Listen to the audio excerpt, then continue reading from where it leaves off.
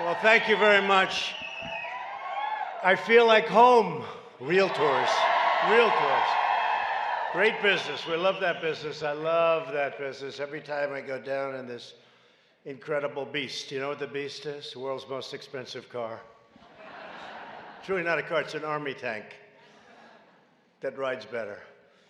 But it's something, but I look at the real estate. I'm always looking at the real estate. I don't know, I'll never get it out of my blood. It's in our blood, right? Please sit down. Sit down if you want. Sit down. You know, I tell you to sit down because otherwise they'll say he got no standing ovations. It's the fake news. They'll say, the crowd didn't like his performance. They gave him no. I had that the other day. They just wouldn't sit down. So they said it wasn't one of his better speeches. He got no standing ovations because they never sat down. It was one.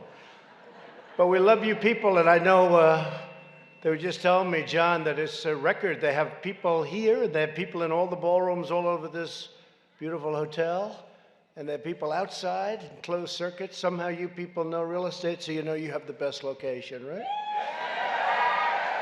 But I'm honored to be here with the hardworking men and women who help millions of families live the American dream. And that's so true. The incredible members of the National Association of Realtors, a name I know very well. I want to thank my friend. He was my friend, my competitor for a while, but he was still my friend. Secretary Ben Carson for his tremendous leadership. Stand up.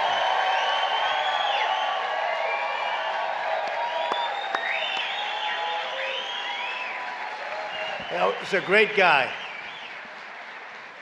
When I put him in charge of HUD, first of all, he's a very smart guy, very adaptable. I said, Ben, what do you know about real estate? Not much. How would you like to head HUD? And you know what? Didn't take you long, did it, Ben? And he got some of the smartest people in the business, and they're doing a great job, and everybody's talking about it. Thank you, Ben. Great job. And I also want to thank the president of the National Association of Realtors, John Smaby. Where is he? Where is he? Hi, John. Please stand up. Thank you, John. Great job. Thank you, John. Popular.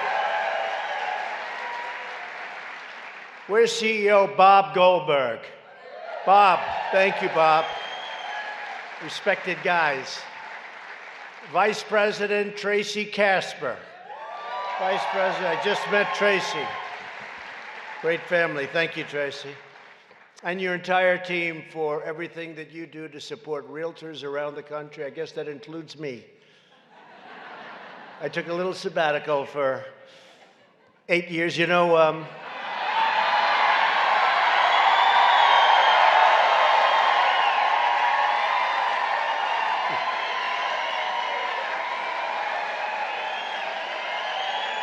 but I miss you. But we get you one hell of a tax cut, didn't we? Did we do it? And the regulation cut may be more important. You know, we did regulation cutting where you couldn't build jobs, you couldn't build anything. You'd have a puddle on your land, and they considered it to be one of the Great Lakes of the world.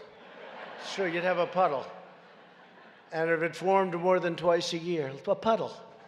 We used to call it a puddle. They called it a lake. It came in lake restriction. I actually had it happen to me. In Bedford, New York, I was building a development. I was going to build some really luxury, beautiful houses, very great area. And it kept, that's right, New York, New York. I'll tell you, they might be screwing up New York. We got to be careful, right? The taxes are going high. They're doing a mansion tax now. You know what that is, right? They want to be your partner. That's not good. The mansion tax, I just heard about that one. But you know, the environmental stuff was very tough. It was getting worse and worse every year. And I actually had this beautiful piece of land, 216 acres. And I was going to do something with it. And then I decided to do this. I'm glad I did this because I can help more people. But Tracy, they had a little area where water would sort of form when it rained. And all of a sudden I found out that I can't build on the land. Does that make sense to you? I can't build on the land because it was considered, for all intents and purposes, a lake. And how did people find out about the lake? My consultant told them Because this way you have to use your environmental consultant longer, pay him more money to get you out of the jam. Isn't that nice? I fired his ass so fast. True story. It's a true story. A true story. I'd see them up in Albany, what are you doing here? And they were making it more and more difficult, so you had to hire a lot of people. But that's what we're getting rid of. We're getting rid of a lot of the regulations. And frankly, I've had some great business leaders talking to me. And if they had their choice between, we have the biggest tax cut bill in the history of our country, and we also, in that bill, got included ANWR, one of the great oil sites in all of the world, in Alaska. And we got rid of the individual mandate, which is by far the biggest problem with Obamacare, the individual mandate. Where you paid a lot of money for the privilege not to pay a lot of money for health care. How about that one? This is the only thing. You paid not to have it. You paid a fortune not to have it.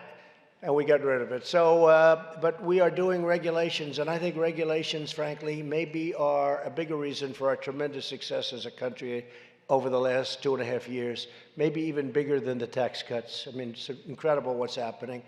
I just left Louisiana, and we're building, oh, wow. Well, then you know what I'm talking about, building a tremendous LNG terminal, LNG refiner. It's $10 billion, one of the biggest in the world.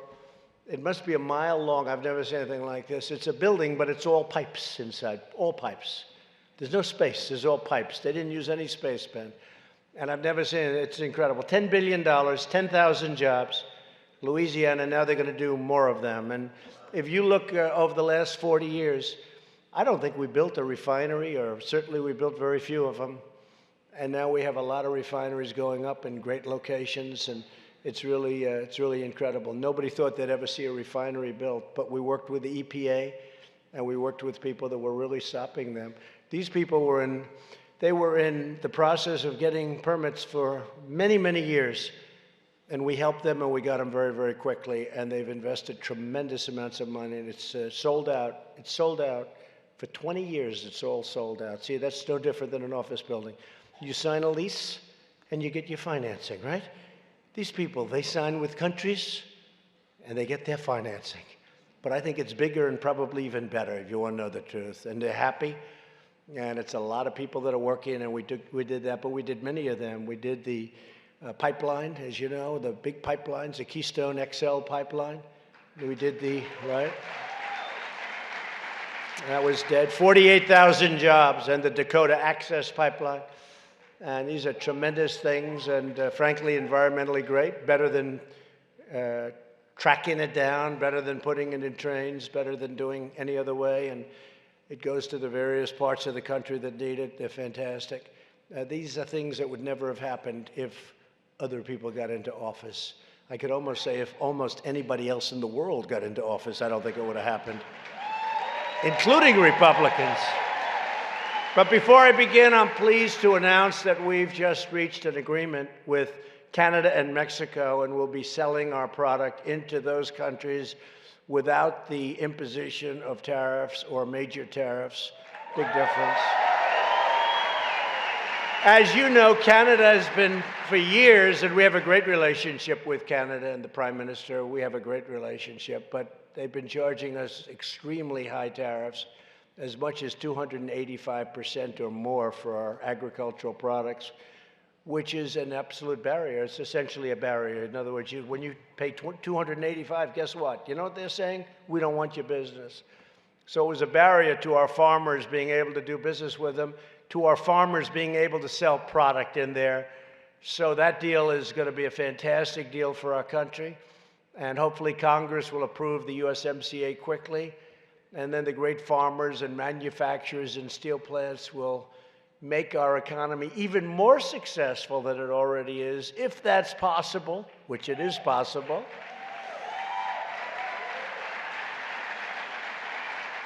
We could have the greatest economy in the history of our country. We could have, you look at the unemployment numbers, the best since 1969. And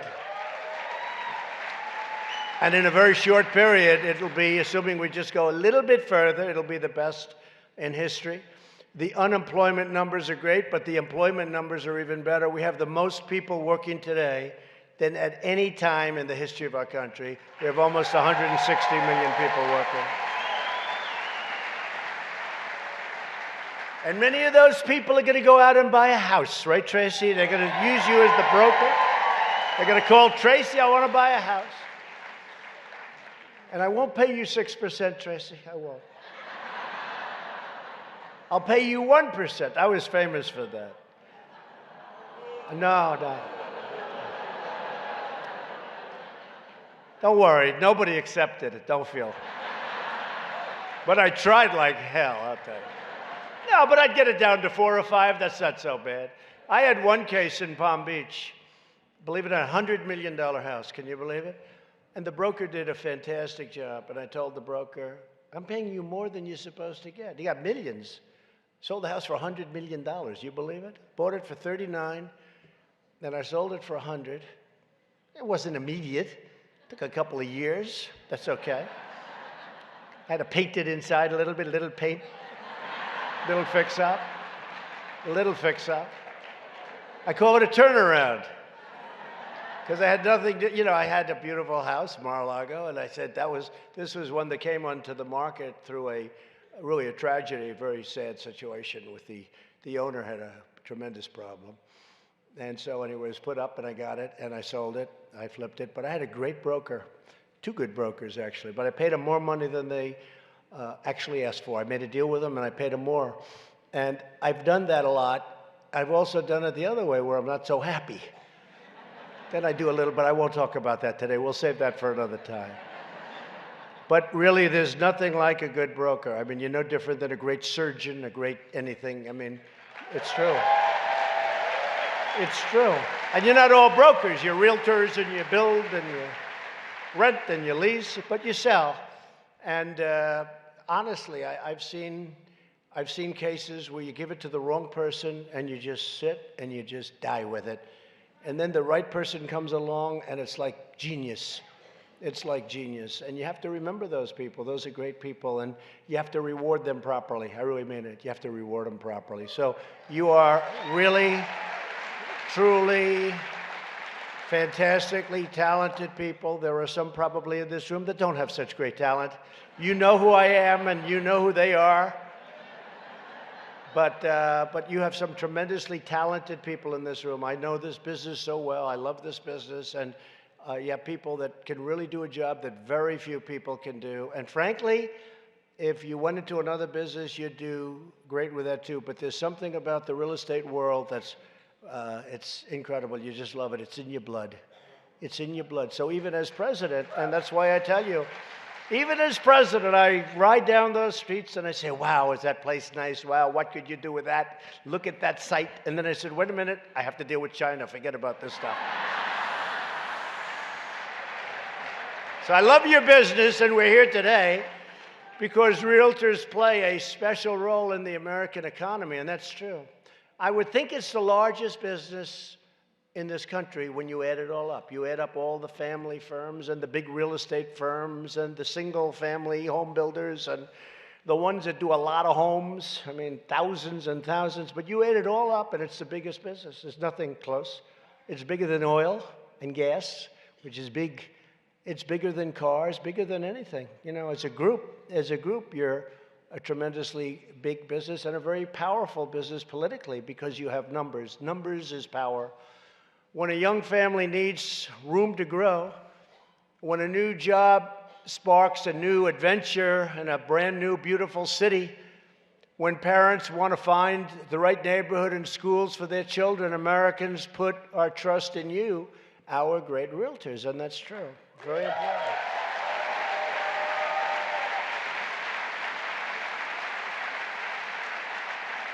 I mean, I'll just tell you one little thing. In what business do you have where you're selling your home, your home's very important to you, you may not sell it, maybe you'll only sell it if you get the right price, and you leave the key under the mat so the broker can take anybody they want even though you're going to be away for 3 weeks, right? How many people trust people? You would only trust a great realtor to do that, right? true. A lot of truth to that.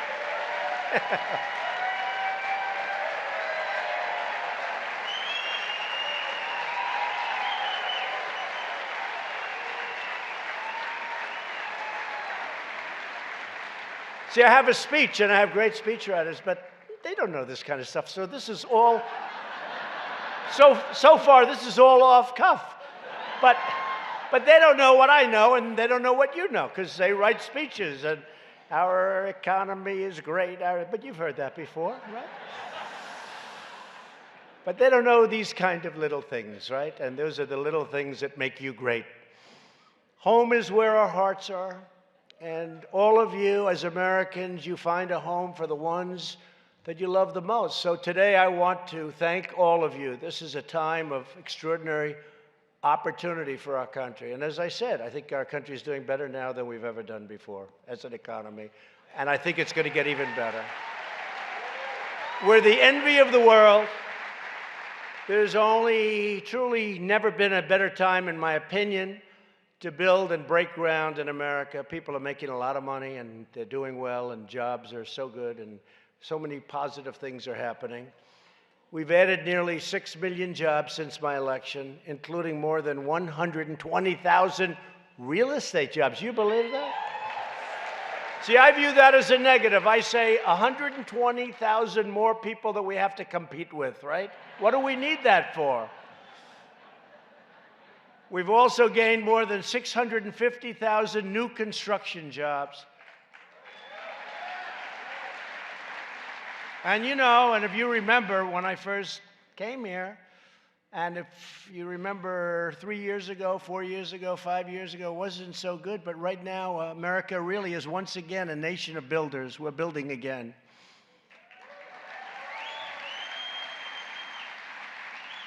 More than 5 million Americans have been lifted off food stamps, and we're getting Americans off of welfare and back into the workforce. That's a great thing. Great thing.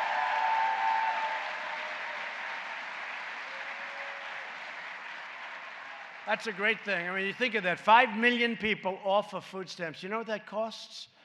First of all, it's a tragedy. But you know what that costs? So they're off, and now they're working. So they're actually paying taxes instead of really it's costing a lot of money. Food stamps are very expensive.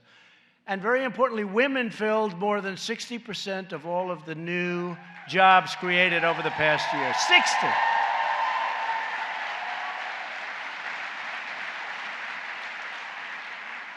So I think the men should sue the women for discrimination. Okay.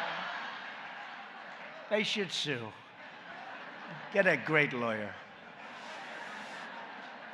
And after years of stagnation, wages are rising fast with the quickest growth for blue-collar workers. The best statistic of all, and people don't know, everyone's doing great. The rich are doing great.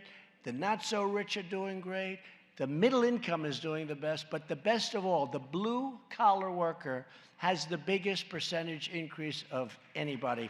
And that's beautiful. And these things didn't just happen by accident. They happened because we are taking out this power out of Washington, these bad people, and returning it to the American people where it belongs. Just think about Comey and his characters. Think about Comey and the gang. Drain the swamp. Drain the swamp. Comey, Brennan, Clapper, we're draining the swamp, folks. And you think it's easy? It's not easy. It's not easy, but we're doing it. We're getting rid of a lot of bad ones. At the heart of America's revival are the massive tax cuts that I signed into law a year ago. And they are like rocket fuel for America's economy. The typical family of four earning $75,000 is now saving more than $2,000 on their income taxes, money they can put toward anything they want to put it, including save it. Many small business owners are here today, and you can now deduct up to 20% of their business income, one of the most significant small business tax cuts in American history.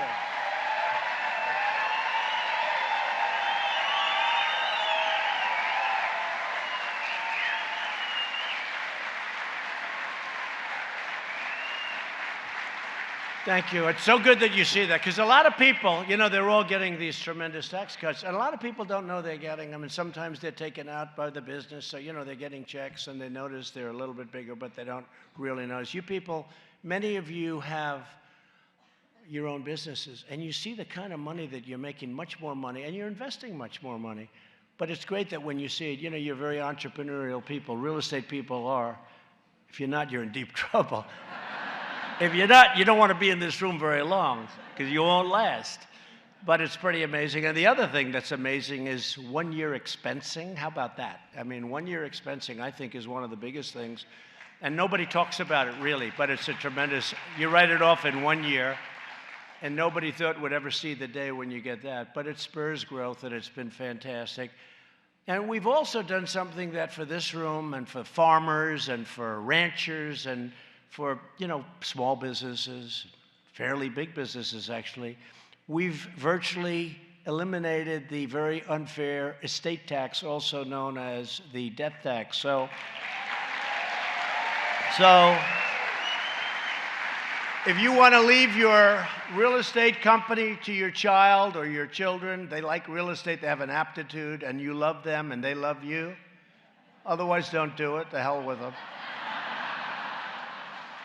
I've seen parents that are so badly treated by their kids, and the parent comes to me, oh, I love my child. And I'm saying to myself, man, that child treats her badly. So I would tell him, you know, your child is not a good child. Don't leave him anything. But for those of you in the room, and I would say that includes probably 90%, I'd say there's 10%, who does not love your child or children? Anybody want to raise your hand? No, I can't believe that guy raised his hand. I'm not going to ask your name. I'm not going to get you. But what we have now is you don't have to pay any estate taxes. You know what that is? That's a big deal. Because a lot of times, and it happened with the farmers, where in some cases they're land rich but not income rich, but the farm's been in the family for 150 years and they love it and they do well, and that's what they do, and they love it. They wouldn't want to do anything else. And they'd die, and it would be taxed on the value of the land, and all sorts of things happen. Then they go to the banks and they borrow money, and then they have a little downspell, and they end up losing the farm, losing the business. You have no tax to pay anymore, and nobody talks about it, but to me, that's a big thing. That's a big thing.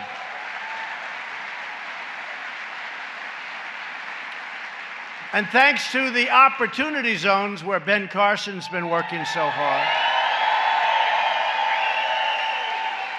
right? Made possible by tax reform, we're making enormous investments in distressed communities. Tremendous. I will tell you this, and Ben, I think you can agree with me. He has to agree. By the way, if he doesn't, he will tell me. I guarantee. He'll stand up and say, sir, I disagree with you. It's amazing the way it's worked out. Do you agree? I had no idea. Tim Scott was very much involved, and we did it. And, you know, I've been hearing about these things for 40 years. Oh, we're going to do this, we're going to do that. Nothing works. These things have become tremendously successful in areas where money was never invested. Very, very big, powerful, rich people are spending tremendous amounts of money. They have certain tax advantages, but we've got them to open their wallets, and the jobs that are being created in neighborhoods where people wouldn't go before. The opportunity zones, and it's starting to be seen, and it's starting to be written about. It's a great achievement for Tim Scott. It's a great achievement for Ben Carson. It's really some of the people that, the early people, Ben, that worked. Who else would you say, Ben? 4 or 5 people that really were in the front, the forefront. But you two, I say in particular. I'm going to get myself in trouble with the other 3, but I'm not going to bother, because you people don't care who the hell they are. But they know they did a good job, right, Ben? They know they did a good job. So we're honored to be joined today by one of the patriots leading the charge on opportunity zone development, a fantastic man, a fantastic football player, by the way. For those of you that remember, he's still young, a longtime member of the association, Bob Turner. Bob, come on up.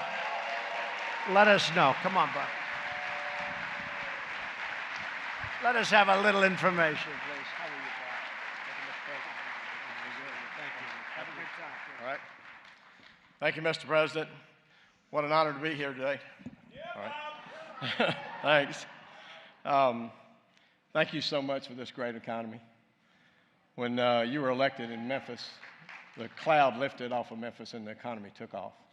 It really did. And the opportunity zones are creating so many opportunities for everybody across this country. And you came to Millington, Tennessee a couple of years ago. About a mile from where you landed, we own 47 acres that are in the opportunity zone. We're developing 247 units of apartments, and we're building 71 single-family home lots on this 47 acres. We will create about $40 million of economic development in Millington, Tennessee.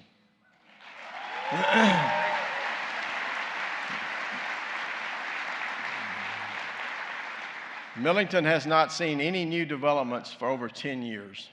No new apartments, very few houses, and it's home of the Naval Air Station, Naval Base, with your fine patriots. And it's going to make a change in that town. We're also developing a large development in Memphis. It's 1,500 apartments, a hotel, and about 35,000 square foot of retail space that'll create about $400 million in economic development. It's not in the opportunity zone, but it's creating a tremendous amount of jobs in Memphis. Yep. Great place. Yep. So, as realtors across this country, we've been talking about this all this week, and I've told them they are the catalyst for this opportunity zone with Mr. Carson and President Trump. And without it, we would not be able to revitalize these communities that need help. I had the opportunity to come to the White House and represent our realtors in your economic summit for the Opportunity Zone. And I thought it was all about real estate, but it's about workforce, it's about housing, it's about every kind of economic development you can do in these zones. And it's really going to make a difference. As you said, the money's flowing. The day that y'all release those rules, the faucet turned on. There is hundreds of millions of dollars looking for a place to invest in your communities. And this group here, Mr. President, is in the center of it.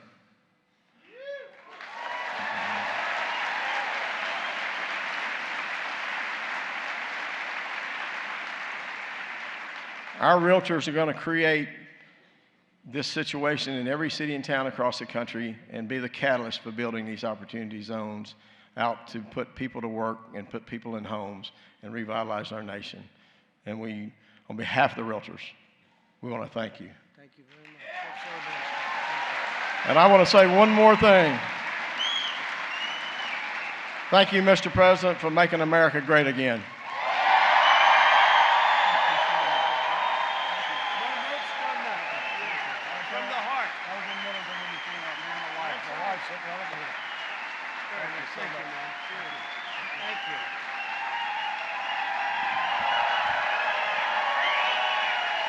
Thank you, Bob.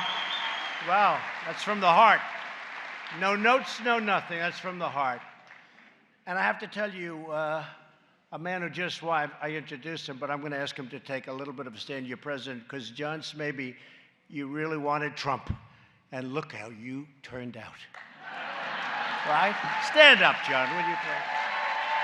He wanted Trump. He wanted Trump. Thank you, John. Great job, John. So as our economy booms like never before, we're lifting millions of our citizens from welfare to work, dependence to independence, and poverty to prosperity. But as everyone in this business knows, nothing kills economic growth faster than government bureaucrats, regulation. With all that power and not enough common sense, lots of bad things can happen quickly. And that's why we're waging a historic deregulation campaign that especially affects the real estate business. And that's liberating our citizens from bureaucracy and freeing our economy to soar higher than ever. And it can continue to go up. To see the disastrous results of overregulation, you take a look at what's going on in California. Housing costs are among the highest in the country. Development restrictions make it sometimes impossible to build what they do. I mean, years and years of turmoil. I have one job. It's called the Coastal Commission.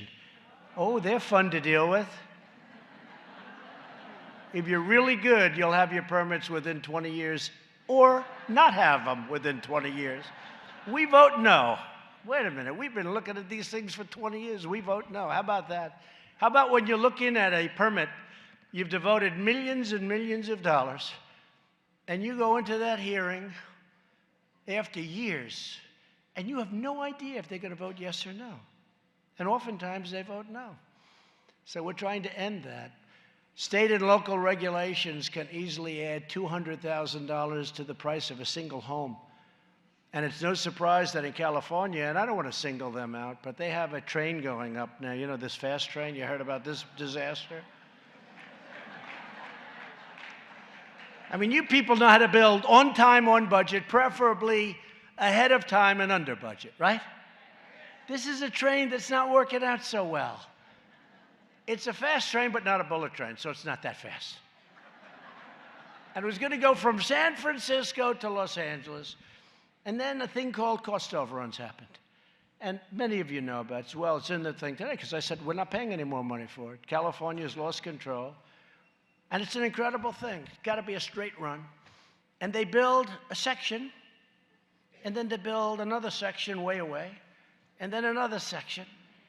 And then they want to hook it up. It doesn't work.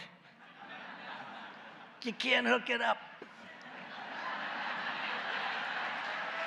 Can't. Doesn't hook. It's a little crooked. The train doesn't go good that way. So they say, let's rip the sucker down, we'll start all over again. This is like a catastrophe. Like hundreds of millions over budget, totally out of control. And we told we're not going to do it. I mean, we're not going to. It's been under construction forever. So think of this. Think of this. It was going from San Francisco to Los Angeles. Now, the price had to be very, very high. Much more expensive than Southwest Airlines, which goes in 1/3 the time. So I say, wait a minute, what are they doing? You got an airline that goes from San Francisco to Los Angeles, much faster, and it's at less money. So how does this work? And again, it's not that really fast train, it's just a fast train. Meaning it's slow, meaning it's obsolete, right? You know, it's obsolete before, if you're going to do it, you do the bullet train, you do the really fast deal. So it's obsolete before they start. But they had a way of doing it. They were going to show me the governor, a nice guy, nice young guy. Talking about forests. Clean up your forests. You won't have forest fires. Clean them up. He blames it on global warming. I said, no, try cleaning the floor of the forest a little bit so you don't have 4 feet of leaves and broken trees that have sit there for 25 years. Try cleaning the floor of the forest. You won't have forest fires. And I got killed for that. It's called forest management. I got killed for that. And then about 3 weeks later, they announced I was right. Because I was out there last year, and what I saw was so horrific with some of the fires. So many people killed. The fire was, you talk about bullets, the fire was like a bullet. So on the train, they have a solution. The solution was, we'll make it shorter.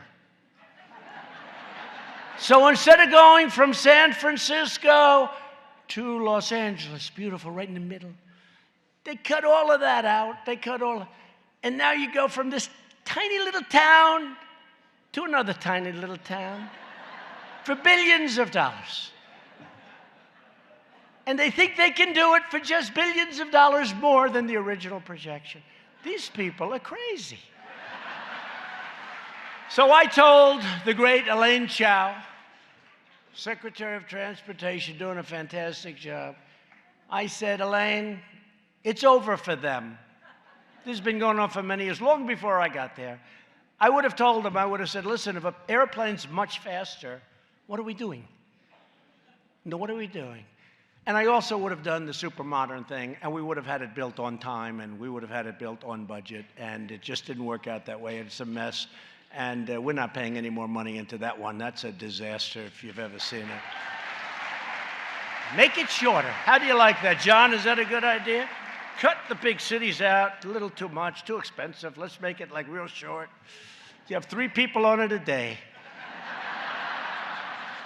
So we're reversing years of calamitous trade policies that gutted the American middle class. Nearly 2 decades ago, politicians in Washington placed China into the WTO, the World Trade Organization, one of the great catastrophes in the history of our country as far as trade is concerned. Between that and NAFTA, you had 2 real beauties, allowing it to largely do whatever they want to do to the American marketplace. During that time, we lost nearly 1 in 4 manufacturing jobs and racked up trillions and trillions of dollars in trade deficits. But those days are now over, folks. And we're taking action. And you see what's happening. I don't have to talk about it, but it's expensive for them, and it's going to have to be. It's going to have to be. We actually had a deal, and they broke it, okay? I mean, I'm used to that. I've done it many times myself. But we had a deal, and they broke it. But I try and do it a little bit nicer.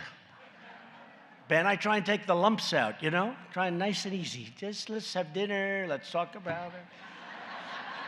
I want to retrade you. Let's talk about it. But they took out a lot of the things that we negotiated that were done, and I said, can't do that. Sorry, can't do that. You've been doing that too long to our poor presidents that had no clue what was happening. And you can't do that. So we're putting tariffs. We have 25% tariffs on $250 billion, and they're paying it. And believe me, you know, so many people say our people pay. They pay a little bit, but it's worth it. It's really worth it. But, you know, China subsidizes these big plants, so it's not really coming, and they keep the price the same, and they subsidize it. And also, you take a look at what's happening. If we build here, there are no tariffs. You know, people don't realize that. If we build here, you know, right now you become dependent on buying things from outside. If we put a little factory or whatever to make whatever product they're buying, and a lot of people are now looking at it. And the other alternative, you buy from another country where they're not tariffed, where they're treating us more fairly and we don't tariff them. So it's hundreds of billions of dollars. And out of that, we're going to give a portion of it to our farmers because these are great patriots. These are people that don't want anything.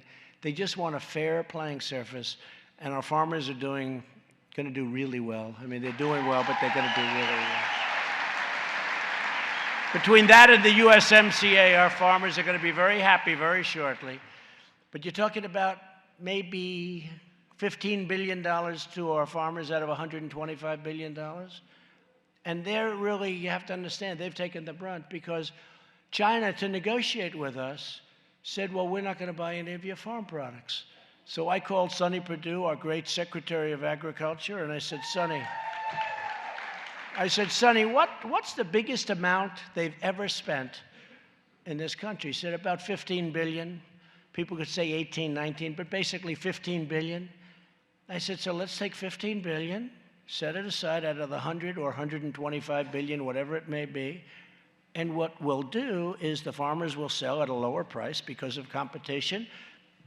And what we do is we make up the difference. We have a little bit of a difference. We make up the difference. So they do great. We do incredibly great. But you have to understand, they use the farmer because the farmers were all for Trump. And the farms, what people don't realize, you go back 18 years, the farms have been going like this, been going steady. It's not just, you know, I'm here 2.5 years. But you can go back 18 years and you see what's happened. Hasn't worked out. NAFTA's been bad for the farmers. A lot of people don't realize it. They get stuck on it out of habit. But we're taking care of our farmers, and everybody's happy about it. I've never heard a complaint, literally. But these are patriots. I watched some people on television today because some of them don't even know what I just told you. They said, yeah, we're hurting, but I know that China is doing terrible things to us for many, many years. and we want our president to fix it. And this is the only president that's had the courage or the guts to fix it, and we're behind our president all the way. That's the farmers say that. It's the farmers.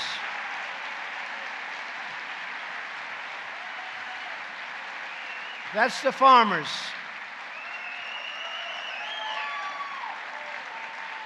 Farmers are incredible. I don't know. They may even be better than the Realtors as far as I'm concerned. I think they're better than the Realtors. I'll tell you a quick story about farmers, though. Recently I had about 22 of them in my office in the White House, in the Oval Office, the room right next to a beautiful conference room. And we're sitting there, and they're explaining how, they're not doing the business with China. Then, frankly, not doing the business with Canada, Mexico, because immediately, in order to negotiate, they stop buying from the farmer, right? Because that puts political pressure. They think it's very unique. It's not unique at all. But I said to them, so how are we doing? They said, well, we're not doing well. I said, well, we're going to help you out. We're going to give you subsidy. I'm going to try and get you subsidy. And one of them looks at me and says, sir, we don't want subsidy. We don't want a handout. We don't want that. I said, you got to be kidding. You're the only group that's ever said that to me. Countries come in, they want help. Everybody wants help, they want free. What do you mean by that? We don't want that. We want to produce. I've been on this land with my family for 150 years. He said, my family's been here for 152 years or something. He said, we just want a fair playing field. It's not fair what they've done to us with Canada charging us 285% tariffs. We took care of that. With all of the things that happens, and then China, every time they want to negotiate with the United States, they stop buying farm product. And China's massive. They can buy a lot or stop buying a lot. And they use the farmers to negotiate, and especially with me, because they know I love the farmers. And they know the farmers, you look in the middle of this country, that whole thing is beautiful Republican red. That whole thing. So they use them. But I thought it was incredible. They said, we don't want subsidy. We don't want a handout, sir. We don't want this. We want just a level playing field. Let us do what we do better than anybody in the world. I said, man, is that nice? And every single person in that room agreed with him. It was great. So I had to tell you that story. It's not a real estate story, but I found it to be pretty amazing because I'm on the other side all the time. Every day people come in and they all want something. Countries want military protection. Really? You want it? Wealthy countries, you going to pay for it? No, we would think you'd pay. Oh, really? Those days are over too, folks.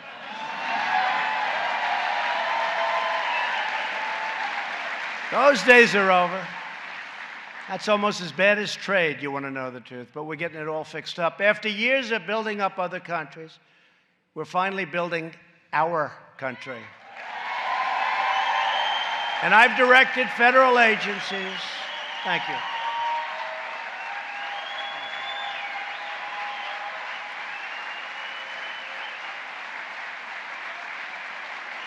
Thank you.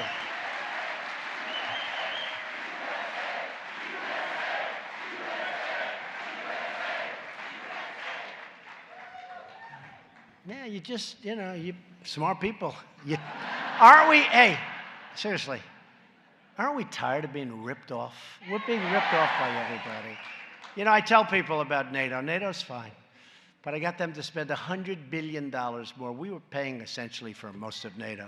I got them to pay $100 billion. And believe it or not, that's not nearly enough. It's big stuff. But the European Union treats us, I would say, worse than China. They're just smaller. Can you believe it? They have trade barriers. They don't want our farm products. They don't want our cars. They send Mercedes-Benzes in here like they're cookies. They send BMWs here. We hardly tax them at all, John. We hardly tax them at all. Yet you want to send our cars over there? Forget it. You want to send our agricultural products over there? Oh, I'm sorry. We don't want them. We have our own farmers. It's a very unfair situation. Medical equipment's a big business, believe it or not. All the big equipment, medical stuff. We make the best in the world. Well, they changed the standard so that our equipment doesn't qualify. They made it not a higher standard, just a different standard, so that our equipment now doesn't qualify without these companies going and spending a fortune to make equipment that's not as good. So it's a very unfair thing. So we protect them. We spend hundreds of billions of dollars protecting them, and then they take advantage of us on trade. It's not fair. We lost $180 billion with the European Union. And we all love Europe. We love Europe. I think they got to be careful with Europe, frankly. But we all love Europe. But it's not fair the way they treat us. So I just tell you that. I've directed federal agencies to drastically accelerate the approval process for new roads and bridges so that our families can get where they want to go safely and our economy can keep running full speed ahead. I mean, highways that were taking 21 years to get an approval. There's a highway in a state not so far away, took 20 years to get it approved. And they had an opening fairly recently, not a big road. It's sort of not even a highway. It's less than a highway. But by the time it ended up, it was 20 years late. They spent tens of millions of dollars on environmental impact statements. The road was a dead straight road, the first road, dead straight, so that if you had a rough night, you can go straight. Now it's a road that goes this way, because of nesting, different things nesting. Who the hell knows what's nesting, but whatever it is. So the road ends up being twice as long and curving like hell, and unless you're 100% sharp, you're in deep trouble. They got these barriers, right? You know, the barriers, you see, wah, wah. So my father and I would have built that thing for nothing, And it cost, I mean, hundreds of millions of dollars. And just years, and you look at the environmental impact statements. I actually brought one to one speech. I brought one, and it was literally, it was this high, and there were like 3 other sections. It was just just nonsense, okay, just total nonsense. So we're stopping that. We're trying to get it down. It takes 17, 18 years to get a highway approved. We're trying to get it down to 1. We have it down to 2. We think we can get it down to 1. And we're getting rid of the quadruples. You know, you have many quadruples. You have some where you need 10 agencies to approve the exact same thing. So let's say you're doing really well. You get Carson to approve it. You get all these different people to approve it. And then you have one agency you can't get. That's the end of that project. So we're simplifying it, and we've done, I think, Ben, a great job on that. And we have it down to a much lower number, probably 2 years. We'd like to get it down to 1. And it may get rejected. You know, if it's not environmentally good, if it's not good, we'll reject it very quickly, but at least you know. So we've done a good job with that, very good job. I think, again, a lot of jobs are being created. A lot of people are doing things that they never thought they could do before. We freed local lenders from the heavy-handed regulations also. You know what was going on there. That were crushing community banks and threatening the housing market. Pocahontas had an agency that was, I mean, she was a disaster. She enjoyed destroying these local lenders. I mean, I think she got pleasure out of destroying beautiful local lenders who have been lending to your clients and probably yourselves for years, and they were going out of business, and they were living in fear. Pocahontas, that's another beauty. She's doing really well so far, isn't she? Her and her beer commercial.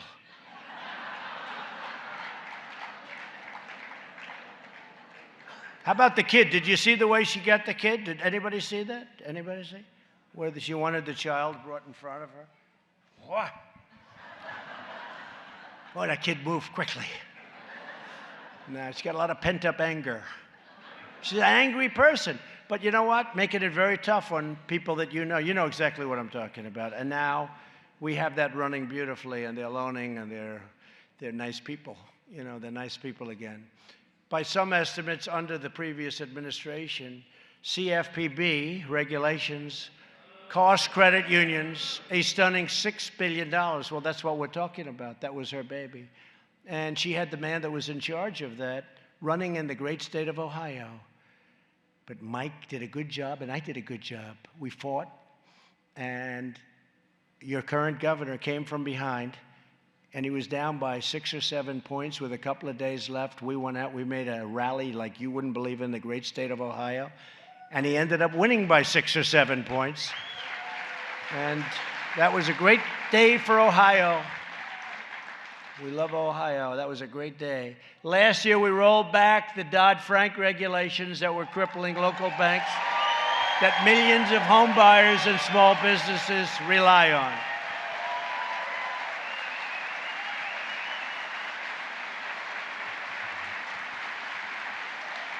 I didn't know this was a banking convention. I thought this was a real estate convention. But you know what was happening to bankers, right? John, I mean, you know what was happening to bankers. The bankers are being crushed and they're being threatened. And these are people that were phenomenal. They were being destroyed.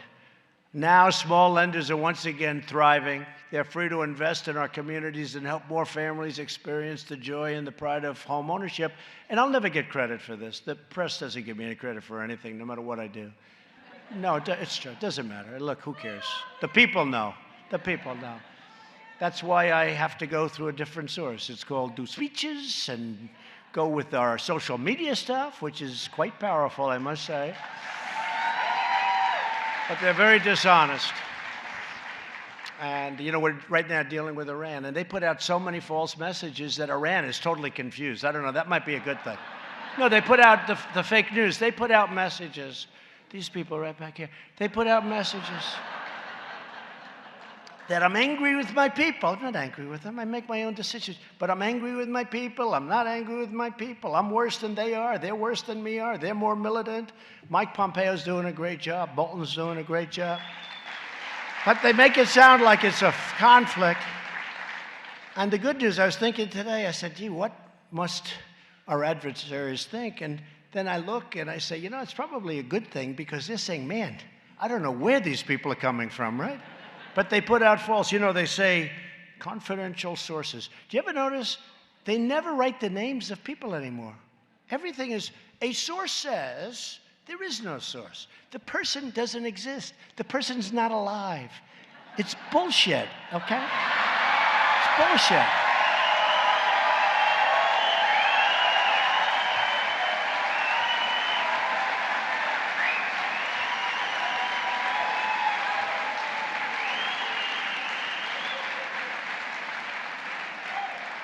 Three people who were at that meeting, you know, meeting of like 7, 3 people have confirmed that this happened and that happened.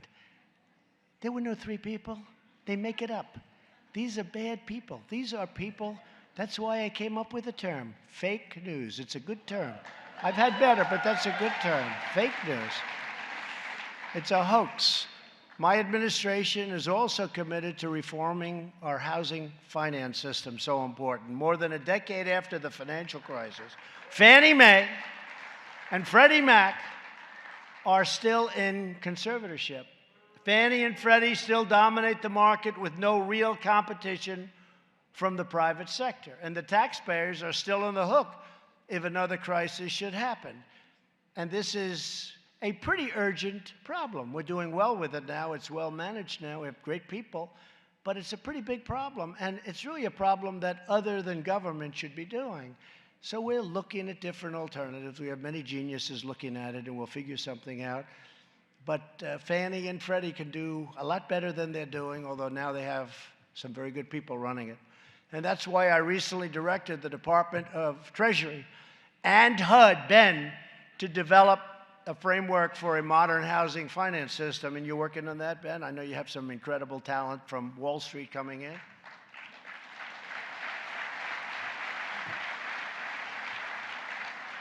We actually call on very smart people, you know. Somebody said, why are you using Wall Street? I said, because I want to get very smart people. I want to get people that do this. And one that welcomes the private sector, competition, protects taxpayers, and preserves home ownership for future generations to come. So we will be working closely with Congress to pass these critical reforms, and we will consider taking other administrative actions to modernize our housing programs and to ensure more affordable housing, to get rid of ridiculous regulations so you can build and build quickly and build beautifully. Actually, you'll put more money into the house because instead of spending on a ridiculous paperwork, you'll be able to buy better lumber and better flooring and better windows.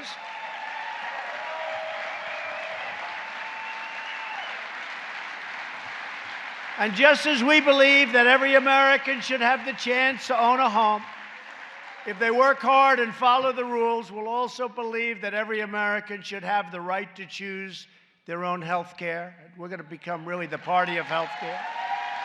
That includes our newly created association health plans that a lot of you are using. And just very quickly, with us today is Teresa Beth McKee, Chief Executive Officer of Nevada. I love Nevada. Nevada Realtors. Come on up, please, Teresa. Please, thank you. Please, tell us. Thank you, Mr. President Trump. It's such an honor to be here, and we thank you for the work with the Department of Labor to open up association health plans for our members. In Nevada, we have statewide association health plans offered for our members from Nevada and Las Vegas. We cover currently over 1,000 lives in just the last couple of months that we've had this open. 27% of those people were uninsured before our plan, completely uninsured. For those that were insured, they are saving an average of $150 to $300 a month.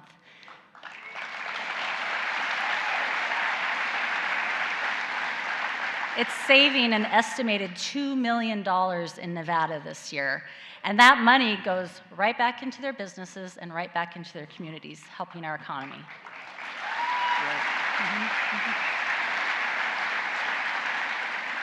I have one member who could not afford to insure his family. He let his health lapse, needing urgent hip and back surgery.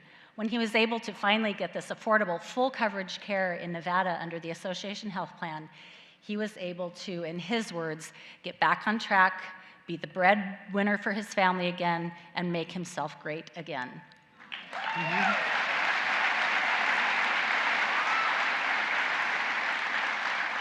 Another really critical part of association health plans is what it's done for our rural communities.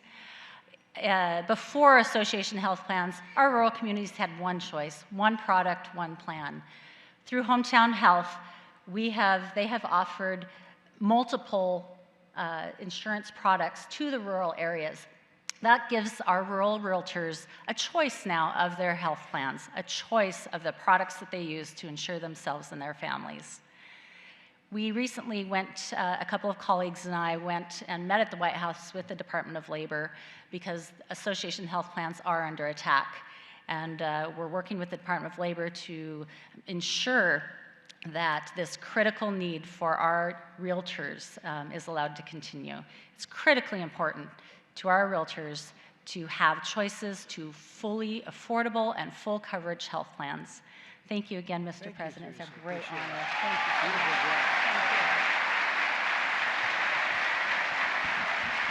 Thanks, Teresa. It's a great state, too. Great. And it is under attack. You know, these health plans are because they want to keep the public deal going. And it's a shame. And they're fighting it so hard. But we're going to win, and we are winning. And it's saving a tremendous amount of money for firms, but it's also getting great health care like you haven't had before.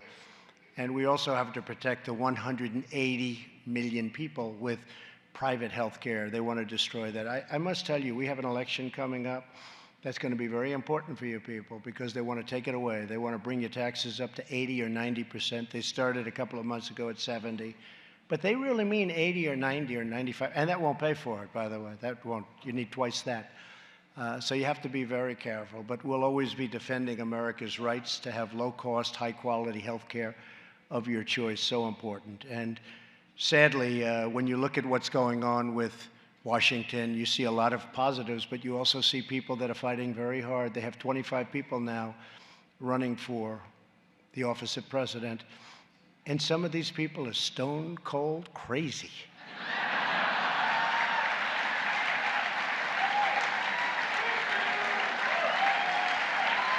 I mean, they're promoting the biggest socialist takeover in the history, really, of the world. Because if you think, I mean, this is the United States, and they have a $100 trillion Green New Deal. Nobody has any idea what the hell it is. They know that you can't take a plane anymore. You have to take a train to Hawaii. Train. A train to Australia and a train. Hey, if they can't build from San Francisco to Los Angeles, what's going to happen when they say, let's build a train to Europe? Let's build one up to Europe. We'll go a fast train. 100 miles an hour. Let's see. Well, a plane goes 6, so you got a long trip in a train, I'll tell you. This is crazy. This is crazy. But I don't want to hit it too hard. I want to save it for the election because I don't want them to change. You know? I don't want them to change. I don't want them to have time to pivot. I want them to go with this stuff. But we still have to be careful, and it'll never happen as long as I'm president, so you can bet on that. So just to finish up, you're friends of mine. I know a lot of people in the room. And home ownership and what you do as realtors and as real estate people, this is a part of Americana. This is a great, great thing you do. You work hard. You love people. You love this land. You love this country. You take care of employees. In some cases, you are employees, and you love the person that takes care of you. But you're very, very special people. I know so much about what you do because I did the same thing. Can you believe it now? It's almost 3 years. Can you believe this? Who knew this was going to happen? It just shows how smart you are when you can go and do this. And they say, but he doesn't have any experience. But you know, intelligence is a very, very good substitute sometimes. And I'm gaining a lot of experience very fast. I have a lot of experience. And I had a lot of experience because I was in your business. And you do everything. You build, you lease, you rent, you negotiate. You deal with foreign people. You deal with people that live right next door. You do everything. You're very smart, and you love your business. And I loved being here. And John and everybody, thank you. And Ben Carson, thank you. And this was great. And go and enjoy your lives and keep building, and we'll keep the economy strong so that you will go on and on and on. Have a great time. It's been my great honor. Thank you very much, everybody. Thank you.